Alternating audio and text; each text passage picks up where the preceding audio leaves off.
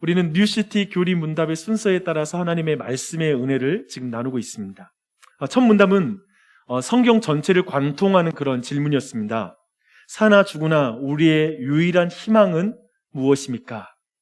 여기에서 이 소망은 위로, 그리고 행복, 소망, 이렇게 이 희망을 다르게 말할 수 있을 것 같습니다. 삶과 죽음을 관통할 수 있는 인간의 유일한 위로는 무엇입니까? 우리가 가지는 소유가 유일한 희망이 아니라는 것을 불교도들도 잘 알고 있습니다. 그래서 그들은 인생 공술의 공수거다라고 이렇게 그들도 말합니다. 예수님은 산에서 주시는 가르침에서 인생의 유일한 희망은 소유가 아니라 소속이다라고 말씀하셨습니다. 여기에 한 고아가 있습니다. 미래가 불확실하기 때문에 그는 눈앞에 있는 먹을거리를 허겁지겁 먹고 최대한 호주머니에다가 정말 국물 이르는 음식까지도 막 집어 담습니다. 몰래 쌓아둡니다. 고아에게는 소유가 희망입니다. 그러나 자녀에게 필요한 것을 잘 알고 있는 선한 아버지를 두고 있는 그 자녀는 두려움 속에 살지 않습니다. 그 아이에게 희망은 소속입니다. 성경이 말하는 주제는 그래서 확실하죠. 성경이 말하는 주제는 소유를 누리는 것이 그 주제가 아니라 여러분의 소속을 변화시켜 주는 것이 성경의 중요한 주제입니다. 성경이 말하는 복도 분명합니다. 여러분의 소유가 많아지는 것이 참된 복이 아니라 거룩하신 하나님이 여러분의 아버지가 되시는 것이 참된 복이라고 성경은 말하고 있습니다. 그래서 성경은 소유 때문에 근심에 이르는 그 근심을 죽음에 이르는 근심이라고 말하고 있고요. 소속 때문에 하는 근심을 생명에 이르게 하는 근심이라고 말하고 있습니다. 주 안에 사랑하는 여러분, 요즘 무엇 때문에 염려하세요? 여러분 요즘 받고 싶은 복은 어떤 복입니까? 여러분의 요즘 화두가 뭔가요? 한국 사회는 영끌 하더라고요. 그래서 뭔가를 하고 싶은 것이죠. 그게 화두이죠. 여러분은 뭐가 화두입니까? 여기서 우리 모두는 이제 이 문답으로 넘어가면 자연스럽게 하늘 아버지가 누구신지에 대해서 우리가 질문을 안 할 수가 없어요. 그 질문이 바로 이 문답이 다루고 있습니다. 출애굽기 3장을 보면 하나님을 스스로를 거룩하신 하나님이라고 소개합니다. 온 우주의 창조주요 영원한 왕이십니다. 죄인은 스스로 그 거룩하신 하나님께 가까이 나아갈 수가 없죠. 하지만 절망할 필요가 없습니다. 거룩하신 하나님께서 자기 백성에게 가까이 오시는 하나님이시기 때문에 그렇습니다. 이 말이 무슨 말인가요? 죄인이 가까이 할 수 없는 거룩하신 하나님과 그리고 자기 백성에게 가까이 오시는 사랑의 하나님, 이 하나님 지금 같은 하나님 맞습니까? 라는 이 중요한 질문이 여기서 나와야 되죠. 전혀 논리적으로 맞지 않는 주장인 것 같습니다. 어떻게 그게 가능해요? 우리는 우리의 삶에서 사실 논리적으로 맞지 않는 그런 경험들이 종종 왕왕 있습니다. 저는 그 중에 그 논리적으로 맞지 않는 상황들이 특별히 사랑이라는 주제와 많이 관련이 되어 있는 것 같습니다. 많은 경우 부모님의 내리사랑은 논리적으로 안 맞을 때가 많습니다. 그렇지 않습니까? 그리고 또 다른 예가 있는데요. 지난밤에 저희 셋째가 제게 손양원 목사님이 누군지 아세요? 이 질문을 저한테 하는 거예요. 그래서 여러분 혹시 손양원 목사님 누군지 아세요? 너무나 유명한 목사님이신데요. 일제시대 때 나환자들을 위해서 일찍이 사역을 하시고 힘쓰시다가 신사참배에 반대해서 옥중을 여러 번 그렇게 치르신 분이시기도 합니다. 특별히 여순 반란 사건 때에 두 아들을 이제 공산분자에게 잃게 되고요. 그 자신도 6.25 때에 되어서 공산주의자들에게 순교를 당하게 됩니다. 그래서 그의 신앙에 대해서 정말 많은 사람이 그의 신앙에 대해서 존경하고 그리고 칭송하는 것을 알 수 있습니다. 그래서 딸이 대강 이런 정보를 알고 있는 것 같더라고요. 그래서 제가 이렇게 말했어요. 자신의 두 아들을 죽인 사람을 양아들로 입양하신 분이지 라고 말했습니다. 아까 말했던 여순순란 반란 사건 때 아들 둘을 잃거든요. 근데 그를 죽였던 사람을 양아들로 이렇게 받아들이게 됩니다. 그러니까 딸이 제 말을 듣고 나서 이렇게 말하는 거예요. 저 같으면 죽으라고 놔둘 텐데 어떻게 그렇게 할 수 있어요? 제가 딸에게 무슨 말을 할 수 있겠습니까? 가까이에서 보고 있으면 더 죽이고 싶은 사람 아니겠습니까? 그런 아들을 양아들로 삼아서 가까이에 두는 것. 어쩌면 우리가 말하는 용서란 건 다시는 안 보면서 하는 용서들이 많잖아요. 용서했어? 대신 다시는 안 볼 거야. 뭐 이런 개념인데 이건 그게 아니잖아요. 용서하고 양아들로 삼았으니 말입니다. 그래서 그의 그 특별한 이 일화 때문에, 그리고 그의 삶 때문에 많은 사람이 손양원 목사님을 존경합니다. 근데 이것을 누가 이해할 수 있겠어요? 다만 우리는 손양원 목사님의 이 행동이 내리사랑과 관련이 있다는 걸 주목할 필요가 있습니다.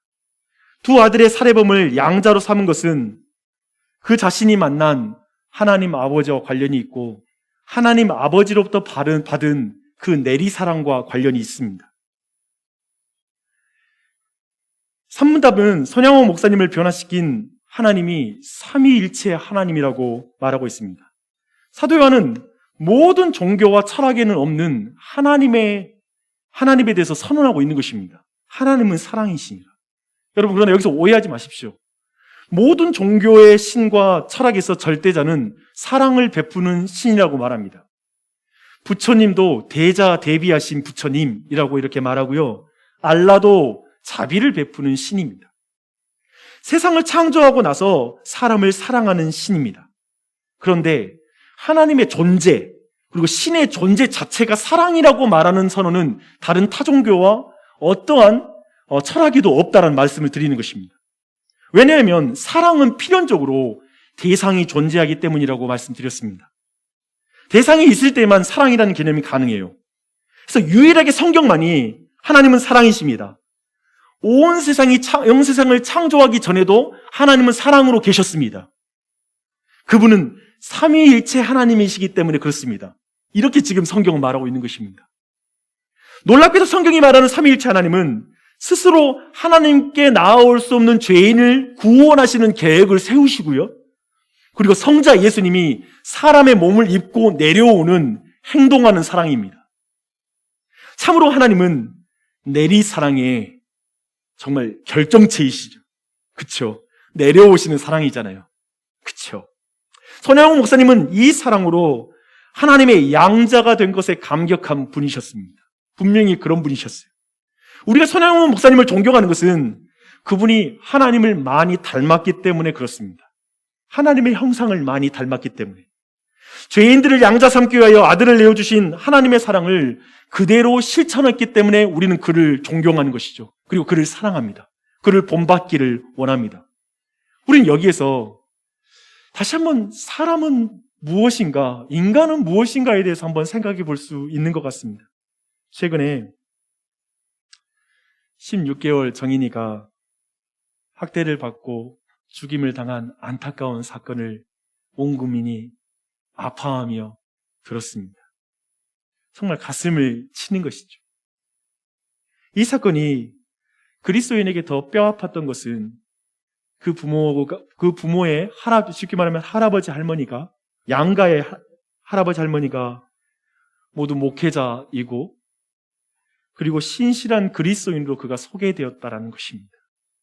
이후에 또 이모라는 분이 그들을 변호한 글을 올렸고요.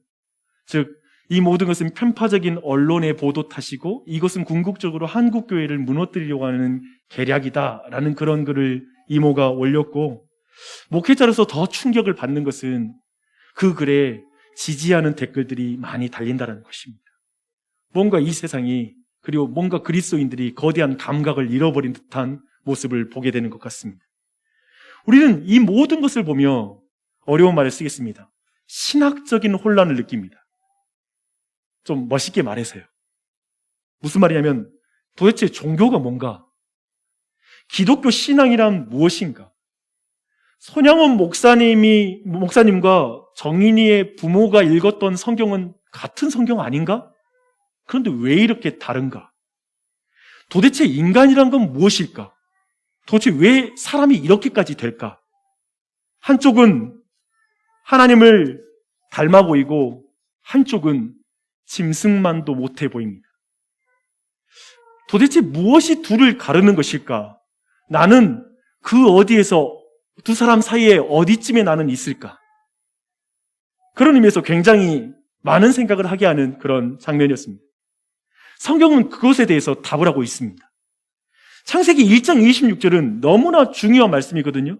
한번 같이 그 말씀 읽어보도록 하겠습니다. 시작. 하나님이 이르시되 우리의 형상을 따라 우리의 모양대로 우리가 사람을 만들고 그들로 바다의 물고기와 하늘의 새와 가축과 온 땅과 땅에 기는 모든 것을 다스리게 하자 하시고, 우선 창세기 1장이 말하고 있는 인간 창조의 강조점은 모든 피조물들과는 다르게 특별하게 인간을 창조하고 있다는 것에 모든 표현이 집중되고 있습니다.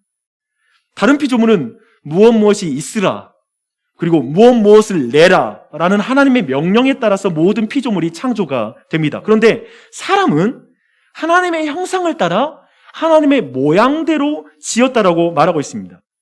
왜 하나님이 사람을 이렇게 특별하게 짓는 것일까요? 그 아래 바로 대답하고 있어요. 사람을 온 우주의 왕이신 하나님의 대리 통치자로 삼으시기 위해서 특별하게 짓는 것입니다. 예를 들어 오늘날에도 중국이나 미국과 같은 우리나라에게 있어서는 굉장히 중요한 나라이죠. 그 나라에 대사를 보낼 때 대통령은 매우 신중하게 그 대사를 뽑게 됩니다. 무엇보다 대통령을 대신해서 모든 뜻과 어떤 의견들을 잘 알아서 관철시킬 수 있는 사람을 보내게 되겠죠. 동일하게 하나님을 지금 하나님을 대신해서 모든 피조물을 다스리는 그 대리 통치자를 지금 삼을 때 당연히 특별하게 지을 수밖에 없다는 것입니다. 근데 그 대리 통치자로서의 첫 임무가 2장 18절에서 나옵니다. 그 내용 이거예요. 하나님이 각종 동물을 아담 앞으로 이끌어옵니다. 그리고 하나님은 아담이 그것들을 무엇이라 부를까라고 생각하며 데리고 왔다고 말합니다. 원래 이름을 붙이는 것은 네이밍을 한다고 그러죠. 네이밍은 주인의 특권입니다. 그래서 아이의 이름을 짓는 것은 부모로서의 가장 영광스러운 특권이고요. 그리고 누군가 그걸 빼앗을 수는 없어요, 함부로.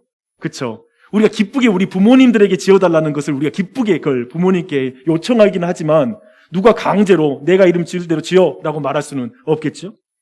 또한 아이폰이라는 기계의 이름도 누군가 열심히 심혈을 기울여서 발명한 발명품이죠. 근데 그것도 스티브 잡스에게 최종적으로 그 이름을 지을 수 있는 권리가 그에게 있는 것이죠. 하나님이 모든 피조물에게 이름을 붙일 수 있는 특권을 하나님이 가지고 있어요. 하나님이 만들었으니까요. 하지만 하나님은 그 특권을 사람에게 주시는 거예요. 이게 지금 사람이 대리 통치자라는 의미입니다. 근데 아담은 모든 피조물의 이름을 건성으로 지었을까요? 대강 보고 분명히 그러지 않았을까라는 걸 알고 있습니다.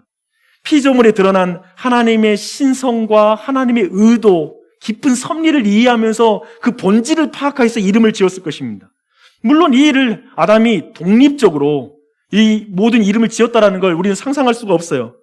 마치 미국에 파견된 대사가 무슨 일이 생길 때마다 본국에 있는 대통령의 의중을 묻고 전반적으로 모든 그 의사소통을 하듯이 당연히 아담은 하나님과의 친밀한 교제 가운데 있었기 때문에 하나님과 친밀한 교제 안에서 그 모든 피조물들을 보고 이름을 지었을 것입니다. 이렇게 참된 왕이신 하나님과 친밀한 교제 가운데 하나님의 일을 대신할 수 있도록 하나님께서 아담을 하나님의 형상으로 지었다는 것입니다. 그래서 이 하나님의 형상은 근본적으로 하나님의 일을 대신 수행하고 하나님과 교제할 수 있는 능력을 가리키는 그런 의미이기도 합니다. 그런데 2장 18절에서 하나님은 흐름을 깨는 말씀을 하세요. 사람이 혼자 사는 것이 좋지 않다라고 이렇게 말하는 것입니다. 이제까지 항상 좋았거든요. 즉 아담 혼자 대리 통치를 하는 것이 좋지 않다라는 그 말입니다. 그리고 나서 하나님은 남자와 여자를 창조하십니다. 저는 남자와 여자로 지으신 것이 이 형상과 하나님의 형상과 그 모양의 의미를 파악할 수 있는 가장 중요한 열쇠라고 생각합니다. 그 의미가 뭐냐? 하나님의 형상이 뭐예요? 할아버지 모습일 수 있잖아요. 어떤 사람은 할아버지로 생각하니까, 할아버지를. 그러면 할아버지로 지었어야 되는데, 그렇게 안 지었으니까. 도대체 하나님의 형상과 모양은 뭘까라는 질문. 여기는 사실은 분명하게 아직까지도 신학적 논쟁이 있는 부분이에요. 뚜렷하게 말하지 못해요. 하지만 오늘 말씀은 최소한 그 힌트가 남자와 여자로 지었다는 것에 굉장히 중요한 의미가 있습니다. 1장 27절 볼게요. 그 의미는 하나님이 자기 형상 곧 하나님의 형상대로 사람을 창조하시되 남자와 여자를 창조하시고, 성경 자체가 그걸 말하고 있습니다. 남자와 여자로 지은 게 하나님의 형상과 매우 관련이 있다라는 것이죠. 창세기 2장 20절로 25절을 이제 볼 차례입니다. 그 내용을 이제 자세하게 설명한 게 그 내용입니다. 저는 그 창세기 그 2장 20절로 25절 볼 때마다 항상 이 장면에서 이런 생각을 해봤어요. 하나님이 완전하고 영원하신 하나님이라면 처음부터 남자 여자를 만들어 놓지 왜 복잡하게 남자 만들고 나서 외과 수술 들어가고 나서 또 여자를 또 만들고 막 이럴까? 저는 굉장히 이게 좀 이해가 안 됐어요. 근데 이것이 하나님의 형상과 모양을 설명하는 아주 중요한 성경의 표현이라는 걸 여러분 주목할 필요가 있습니다. 이것은 삼위일체 하나님을 말하는 것 아닙니까? 하나님의 하나이나 둘이 되는 것, 그리고 남자 부모가 부모를 떠나 이제 두 사람이 합하여 둘이 한 몸이 되었다라고 하는 이 모든 표현들, 분명 서로가 다르잖아요. 남자 여자는 달라요. 하지만 하나가 되었다는 또 표현을 쓰고 있는 것이죠. 이것은 새 육격을 가지셨으나 한 하나님이다 라고 말하는 성경의 가르침을 말하는 것 아닙니까? 또한 남자가 여자를 향해 하는 말은 두 사람이 느끼는 감정과 상태를 아주 우리에게 정확하게 설명하고 있어요. 하나님은 사랑이시라라는 삼위일체 하나님을 아담이 하와에게 하는 말에서 잘 드러나고 있습니다. 성경의 최초의 시입니다. 그 시는 연인 사이에 있는 시죠. 오늘날에도 그렇지만 이는 내 뼈 중에 뼈요 살 중에 살이라. 성경의 최초의 시입니다. 아담은 하와를 보면서 그리고 나서 바로 하나님의 대리 통치자로서 네이밍을 해요. 여기에도 삼위일체의 흔적이 있어요. 남자에게서 취하였은즉 여자라 부르리라. 내 몸에서 취하였은즉. 또 이렇게 설명하고 있습니다. 당신은 나입니다. 나는 당신입니다. 이게 청소년들 있으면 그런 분위기가 날 텐데. 이것은 부부의 친밀한 연합을 말하는 것입니다. 친밀한 연합. 특별히 두 사람이 벌거벗었으나 부끄러워하지 아니하니라라는 말은 감추는 것이 전혀 없는 내밀하고 친밀한 관계였다라는 것을 말하는 것입니다. 친밀한 연합을 이루고 있어요. 이제 여기까지 내용 제가 3단계로 정리하겠습니다. 하나님이 사람을 왜 지었고 어떻게 지었는지에 대한 또 3단계의 대답이기도 합니다. 한번 들어보십시오. 1단계, 하나님은 온 세상을 사람을 통해 다스리기 위해 사람을 하나님의 형상대로 지으셨습니다. 맞죠? 2단계입니다. 하나님은 온 세상을 사람을 통해 다스리시기 위해 하나님의 형상을 따라 사람을 남자와 여자로 만드셨습니다. 네, 또 정리되었죠? 이제 마지막 3단계입니다. 하나님은 하나님을 대신해 온 세상을 통치할 사람을 만드셨습니다. 사랑으로 연합한 삼위일체 하나님을 따라 남자와 여자를 만드셨습니다. 이렇게도 정리할 수 있을 것입니다. 그렇다면 이제 남자와 여자가 세상을 통치하는 방식은 명확해지는 거예요.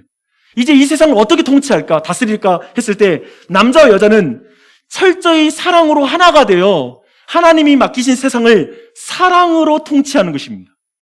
이게 하나님이 인간을 가지고 계신 왜 창조했느냐에 대한 대답이죠. 어떻게 세상을 또한 다스리느냐? 그 또한도 어떻게 지어졌는가로 설명이 되죠. 하나가 되어 사랑으로 통치하는 것이죠. 남자와 여자는 철저히 사랑으로 하나가 되어 하나님이 맡기신 세상에서 각자의 역할을 수행함으로 연합하여 그 일을 감당합니다. 보십시오.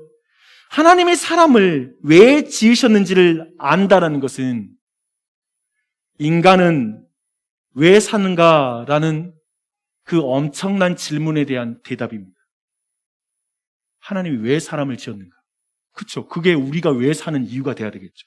그리고 하나님이 어떻게 인간을 지었는가가 인간은 어떻게 살아야 되는가에 대한 그 질문에 대한 대답입니다. 이 두 가지 질문은 수없이 많은 철학자들과 종교가 궁극적으로 다루고 있는 주제입니다. 인간은 왜 살고 어떻게 살아야 하는가? 성경은 이렇게 대답하고 있습니다.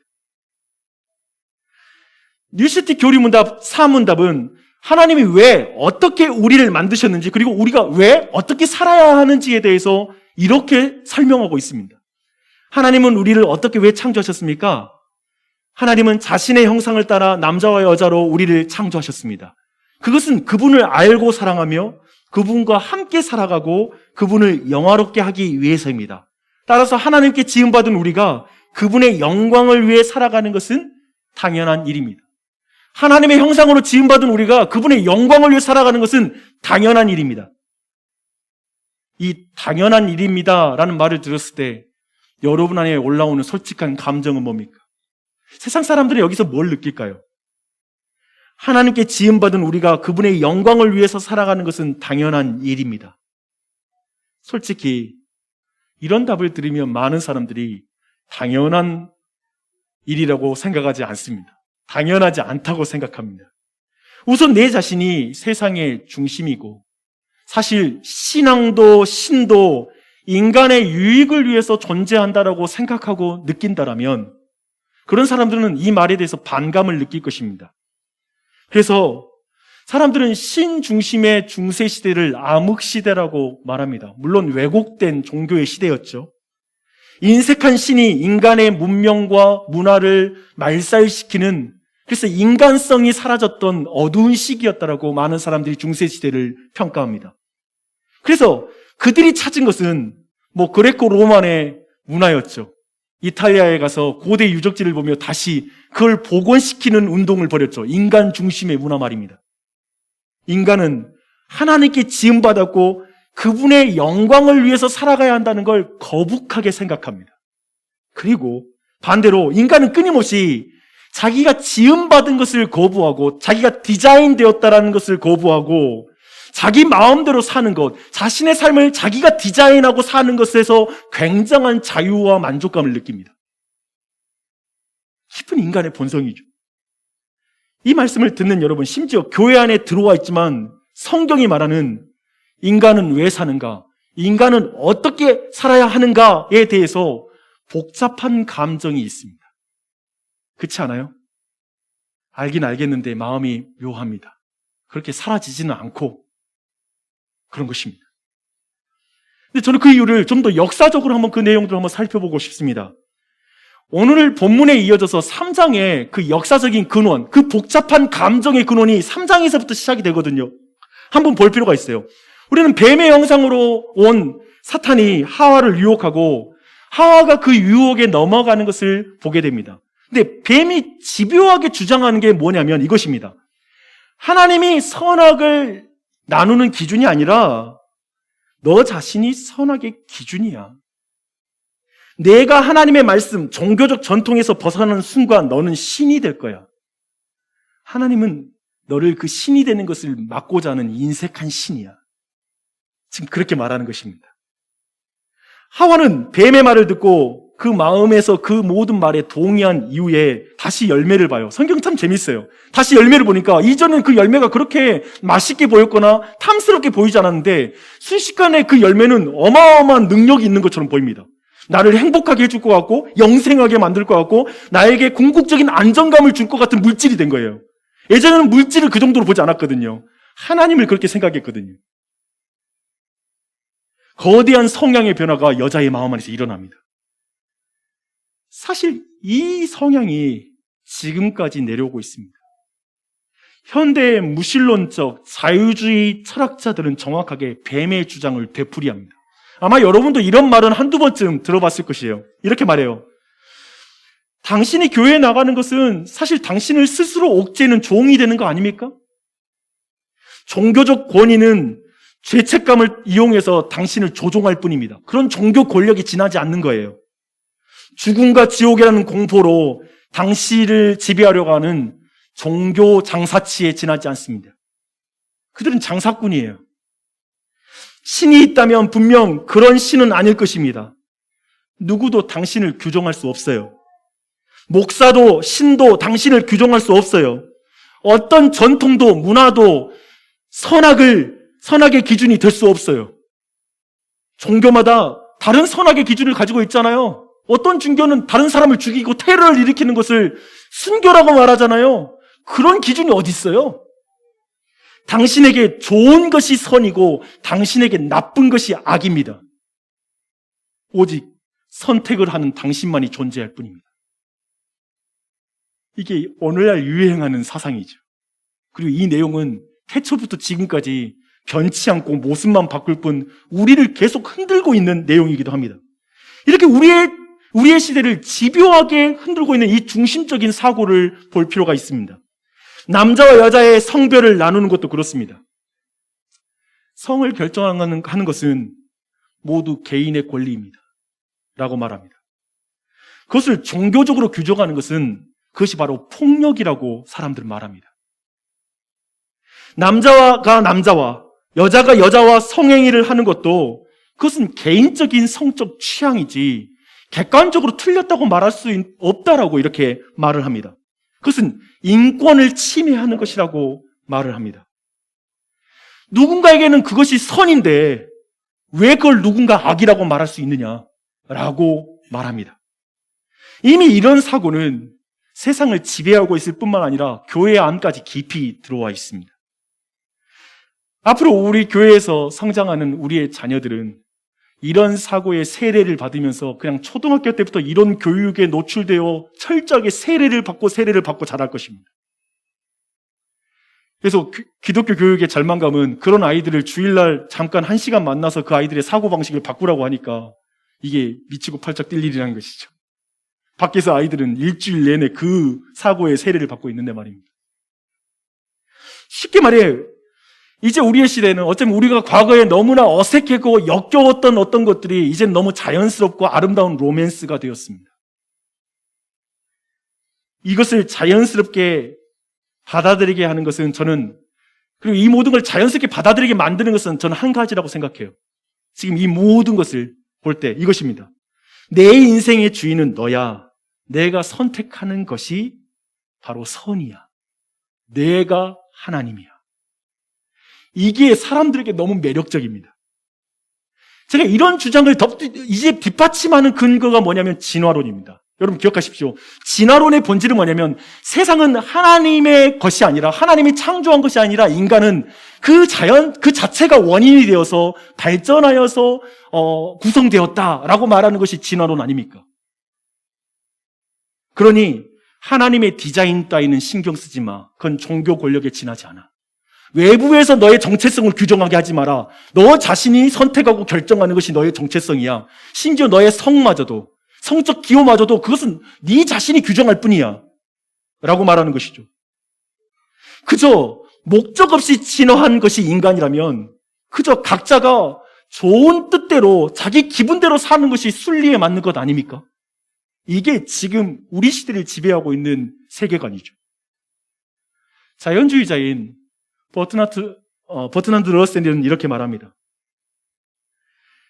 사람이란 이루고자 하는 목적에 대한 어떠한 애견도 지니지 않은 원인들의 산물이며 사람의 출생과 성장, 그가 경험하는 희망과 두려움, 사랑과 믿음은 단지 원자들의 우연한 배열에 따른 결과들일 뿐이다 라고 말합니다. 그렇죠? 엄밀하게 어쩌면 궁극적으로 요즘은 진화 심리학 이런 게 많이 나오는데요. 사실 깊이 들어갔을 때 결국 이 질문을 피할 수는 없는 것 같아요. 그냥 우리의 모든 감정, 사랑, 모든 것도 원자들의 배열에 지나지 않잖아요. 왜냐하면 우리는 그렇게 출발했으니까.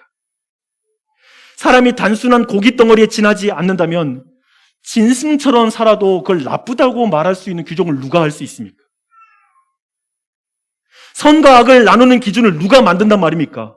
선악을 나누는 것이 개인에게 있다는 말은 모두에게 매력적입니다. 너 자신에게 모든 결정권이 있다. 하지만 굉장히 모순적인 그런 주장이기도 합니다. 유아에 대해서 성적인 매력을 느끼는 사람을 누가 반대할 수 있습니까? 그렇죠. 그것도 성적 취향이잖아요. 유아를 학대하여 그를 죽인 사람을 옹호하는 사람을 누가 비난할 수 있습니까? 그것도 개인의 선악에 대한 기준으로 나랑 가까운 가족이 우선이니까 그게 선이라고 보호하고 싶은 것이겠죠. 그 본성을 왜 누가 정죄합니까? 가족에 대한 그 마음인 것을. 제가 말하고 싶은 이것입니다. 굉장히 자기 모순적입니다. 영국의 극작가인 G.K. 체스턴이라는 사람이 있습니다. 그는 이 자연주의자, 세속주의자의 이 모순을 이렇게 말합니다. 정치인으로 세속인은 모든 전쟁이 삶의 낭비라고 외칠 것입니다. 그리고 정치회의에 가서 원주민이 마치 짐승처럼 취급되고 있다고 불평합니다. 그런 다음 그는 모든 인간이 실제로 짐승이라는 것을 증명하는 과학회의에 참여합니다. 학술대회에 참여합니다. 이해되시죠? 누군가를 짐승이라고 비난하면서 인간은 짐승이라고 주장하는 과학회의에 참여하는 거예요. 모순적이죠. 여기서 다시 주제를 생각하겠습니다. 삼위일체 하나님은 하나님의 형상대로 사람을 남자와 여자를 만드셔서 세상을 다스리게 하고자 하십니다. 이 말에는 사람이란 철저히 하나님께 의존된 존재라는 것입니다. 그래서 하나님의 말씀에 순종하여 세상을 다스리는 것, 그게 대리통치자입니다. 그런데 사람은 이것을 참지를 못합니다. 이 지점. 하나님께 의존하여 하나님의 말씀대로 세상을 다스리는 걸 참기를 못해요, 죄인이. 말씀대로 순종하는 것을 속박으로 느끼며 자율적인 존재로서의 독립선을 한 것이 하와 때부터 지금까지 이어진 내용입니다. 그래서 교회 안에 들어와도 기도하기 어려운 이유, 말씀 보기 어려운 이유가 이것 때문에 그렇습니다. 계속 독립적으로 어떻게든 잘 살아질 것 같은 거예요. 아직 우리 안에 물질적인 욕심과 그 미련이 남아있다면 여전히 선악을 알게 하는 나무의 열매가 대단한 것으로 보이는, 그 물질이 나에게 영생을 줄 것 같은, 그리고 하나님처럼 만들어줄 것 같은 그 첫사람 하와가 받았던 유혹과 그 관점이 내게도 남아있다고 보면 됩니다. 여전히 우리는 그걸 떨칠 수가 없어요. 현실에서 좋은 집과 좋은 차와 이런 모든 것은 너무나 보기에 탐스럽잖아요. 그것이 나에게 대단한 것을 줄 것 같은 이 마음을 버릴 수가 없습니다. 그들은 그렇게 독립적으로 살아가고 선악을 나누는 기준이 자신이라고 말하는 것을 자유라고 말합니다. 그리고 그것이 자신을 진짜 사랑하는 것이라고 말합니다. 어느 정도 독립적이냐면 신도 누구도 신경 쓰지 말라고 말합니다. 너의 행복이 가장 중요해라고 요즘 말해요. 이게 제가 보니까 요즘 굉장히 유행하는 거예요. 제가 이번 정인이 사건을 통해서 보는 것, 그리고 최근에 계속 부모님들에 의해서 자녀들이 학대받고 하는 이런 사건들이 반복되고, 물론 언론이 그걸 계속 찾아내서이기도 하겠지만 우리가 알다시피 이것이 지금 점점 그쪽으로 극단으로 달리고 있다고 느끼잖아요. 그렇죠? 부모의 사랑이 좀 달라진 것 같다는 느낌 말입니다. 근데 제가 볼 때 그 근본적인 원인은 여기에 있습니다. 개개인이 이제는 우리가 자신을 관계에서 행복을 찾는 존재가 아니라 자기 욕망에서 행복을 찾는 시대로 넘어갔습니다. 그래서 욕망하라고 말합니다. 너 자신의 뜻대로 살아. 자식 무슨 소용이야? 걔네들은 걔들이고 너의 행복이 중요한 거지. 너의 행복을 추구해. 너 자신 뜻대로 살아. 애들 때문에 정말 속박되어 살지 마. 비혼주의자도 많아질 것이고 아이를 낳지 않는 사람도 점점 많아지는 것이죠. 왜냐하면 관계를 다 끊고 내 자신이 나 홀로 완전하게 잘 존재하고 행복할 수 있다고 생각하니까요. 앞으로 이런 걸 지지하는 사람도 많아질 거예요. 근데 그렇게 될 때 제가 볼 땐 존속살인은 늘어나지 줄어들지 않습니다. 계속 이 소식은 많아질 것입니다. 말도 안 되는 악행이 땅에 가득해지는 것입니다. 성경이 항상 그 종말과 심판을 말할 때 카니발리즘이 일어나거든요. 자기 자녀를 잡아먹는 사건들이 성경에 그려집니다. 그걸 너무 잔인한 그림을 딱 지워버리고 생각해보면 그건 부모가 자기 사랑에 사로잡혀서 자기를 살고자 자녀를 죽이는 행위죠. 근데 이걸 그냥 문화적으로 말하면 오늘날 우리 안에서 재생되고 있는 것이죠. 나의 행복이 제일 중요하니까 약한 자녀들을 비참한 지경에 몰 수 있다는 것입니다. 이게 문화적으로 이제 통용되는 시대가 된 거예요. 부모에게 너를 욕망해. 자식 필요 없어 다. 이게 문화적으로 지지받고 이젠 그게 약간 사람들에게 쿨하다. 너 괜찮겠다. 그리고 자녀 때문에 무거운 삶을 살아가는 사람들은 내가 왜 애를 낳아서 이 고생을 해? 라는 그 무거운 짐과 정죄감과 괜히 결혼했어 라는 후회감밖에 안 남는 거예요. 온통 그런 문화가 가득한 거예요. 제가 볼 때 이건 하나님의 형상이 너무나 많이 깨진 거예요. 하나님의 형상은 삼위일체로서 관계적이잖아요. 근데 그 관계를 다 잃어버린 것이죠. 그래서 성경은 이렇게 말해요. 마지막 날에 사랑이 식어질 것이다. 즉 대상은 존재하지 않고 너 개체만이 존재할 것이다. 주체만이 존재할 것이다. 나만 있는 거. 그게 바로 세상이죠. 종말에 있을 무서운 어떤 현상이죠. 그렇다면 이 깨어진 하나님과의 관계, 이 깨어진 하나님의 형상이 어떻게 회복됩니까? 어떻게 우리가 이 시대 속에 하나님의 형상이 회복된 사람으로 살 수 있습니까? 저는 손양원 목사님과 어쩌면 정인이의 부모님을 다시 한번 여기에서 비교해 보면 좋을 것 같습니다. 한쪽은 자식을 죽인 자가 사형틀에 달리기 전에 탄원하여 살려서 양자로 삼았고요. 한쪽은 양부모로서 어쩌면 데려오지 않았으면 다른 곳에 가서 잘 살 아이를 자신이 거둬들여서 죽였던 사건입니다. 이 둘 중에 누가 하나님의 형상처럼 보입니까? 당연히 우린 손양원 목사님 말할 것입니다. 그런데 문제는 그 둘을 진짜 가른 게 뭘까요? 뭐가 이 두 사람을 갈랐을까요? 둘 다 그리스도인이라고 자처합니다. 또 그리스도인이라고 불리죠. 하지만 두 사람의 신앙에 뭐가 문제가 생길 것일까요? 그리고 손양원 목사님은 어떻게 그 삶을 살아갈 수 있었을까요? 저는 그 힌트를 손양원 목사님께서 두 아들의 장례식장에서 자신이 답사를 했던 그 답사의 내용에 그 힌트가 있다고 생각합니다. 손양원 목사님이 이렇게 말씀하십니다. 첫째, 나 같은 죄인의 가정에서 순교의 자식이 나게 하셨으니 감사하고 로 시작해서 한 아들의 순교도 귀하다 하거늘 두 아들이 순교하게 하셨으니 감사하고 사랑하는 아들 죽인 원수를 회개시켜 양자 삼고자 하는 마음 주신 것을 감사하고. 손양원 목사님, 그는 극심한 고통 중에 이 고백을 했을 것입니다. 자기 형상인 아들을 잃었잖아요. 자기 형상이잖아요. 내리사랑의 아들, 자녀잖아요. 근데 그는 말합니다. 난 스스로를 죄인, 나 같은 죄인이라고 말합니다. 그리고 말합니다. 원수를 사랑하는 마음을 주셨다. 나에게는 없는 것이다 라고 말하는 것이죠. 그 말은 그를 양자 삼으신 하나님의 참된 형상, 곧 예수 그리스도의 사랑을 받았기 때문에 그가 그 고백을 할 수 있었다라는 것이죠. 예수 그리스도의 내리사랑, 하나님의 내리사랑을 만난 자로 그 자리에 있다라는 것이죠. 스데반을 죽인 일의 증인이 되었던 사도 바울은 그 사랑을 동일하게 알았습니다. 그래서 그는 깨어진 형상을 회복시키신 참 형상에 대해서 말하고 있습니다. 그는 보이지 않는 하나님의 형상이시요 모든 피조물에 보다 먼저 나시니이다. 그가 진짜 형상이시다. 하나님의 형상이신 그리스도의 영광의 복음의 빛, 그것에 대해서 말하고 있습니다. 사도 바울은 그 참된 형상의 복음의 빛을 만났던 것이죠. 그 복음의 빛은 무엇입니까? 깨어진 자신을 위해 자신의 몸을 깨워주시고 피를 흘려주시고 살을 뜯어서 먹이시는 분이시죠. 역설적인 카니발리즘이죠. 자녀를 잡아먹는 것이 아니라 자녀를 위해 나의 살을 내어주는 것이죠. 피를 주시는 사랑을 베풀어 주신 것이죠.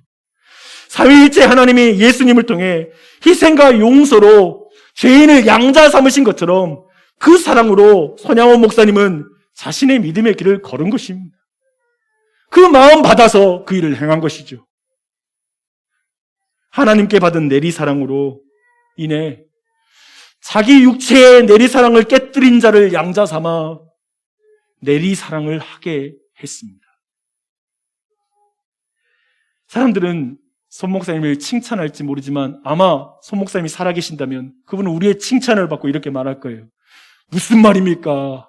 난 죄인이고 예수님 사랑밖에는 내가 그걸 할 수 있는 힘이 없었어요. 나도 분노가 있어요. 나도 속상함이 있었어요. 라고 말할 것입니다. 사랑하는 여러분, 하나님은 우리에게 믿음으로 예수님과 연합할 것을 말씀하십니다. 우리가 신부가 되어 신랑 되신 예수님을 영접하라고 말하고 있습니다. 예수님은 그 믿는 자에게, 영접하는 자에게 자신의 의의 옷을 입혀주심으로 우리를 하나님의 자녀라고 불러주십니다. 하나님의 양자를 삼으셨습니다. 하나님의 형상인 우리에게 필요한 것은 그렇기 때문에 독립이 아니라 관계입니다. 우리에게 독립이 우리를 행복하게 만드는 게 아니라 관계가 우리를 행복하게 만들 거예요. 왜 교회에 속하라고 하는 줄 아세요? 그리스도 신앙은 근본적으로 독립으로는 존재하지 않거든요. 관계로만 행복할 수 있거든요. 그래서 교회 생활은 피곤한 게 아니라 사실 우리를 더욱더 행복하게 만드는 관계 안으로 들어가는 거예요. 그걸 누려야죠. 그런 은혜가 넘치길 바랍니다. 하나님 중심이 우리를 불행하고 우리의 삶을 주변부로 내보는 게 아닙니다. 하나님 중심이 우리를 더 행복하게 만듭니다. 더 온전하게 만듭니다. 지구가 중심이라 하여 뭐 좋은 게 있습니까? 태양이 중심이라 하여 손해볼 거 있습니까? 하나님이 중심인데 왜 우리가 손해봅니까? 더 유익할 따름입니다.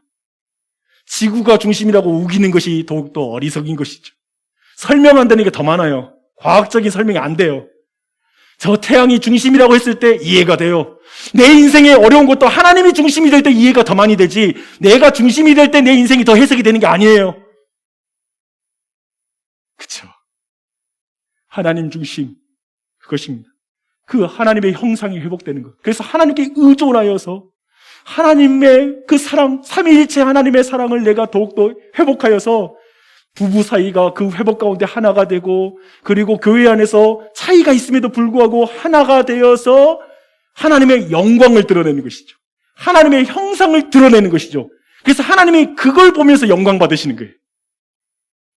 그렇게 함으로 말미암아 수많은 사람들이 교회가 서로 사랑하는 것을 봄으로 말미암아 그리스도의 제자인 줄 알고 교회로 넘어와서 생육하고 번성하여 땅에 충만한 역사로 나아가는 것, 그게 바로 교회를 향한, 인간을 향한 하나님의 계획과 목적이죠. 사랑하는 여러분, 거기에 우리가 서 있습니다. 그 부르심 따라서 그 형상의 회복 가운데 나아가는 온 교회가 되기를 축원합니다. 아멘.